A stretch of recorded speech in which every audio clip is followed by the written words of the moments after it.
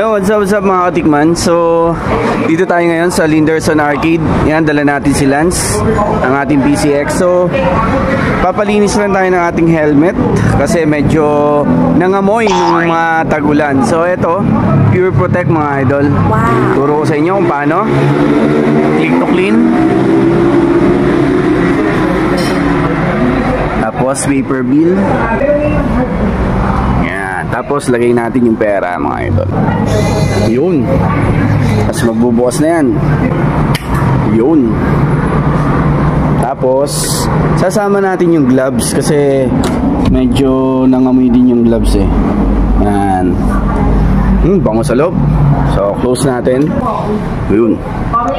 Start na. Hindi ko na mapapakita sa inyo kasi mahaba yan. 8 minutes yan. Yun. Nililinis ng ating mabahong helmet.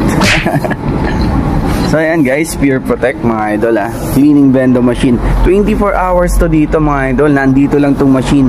So anytime kung meron kayong ride umaga yan, pwede kayong pumunta dito mga idol. So yun, moment of truth.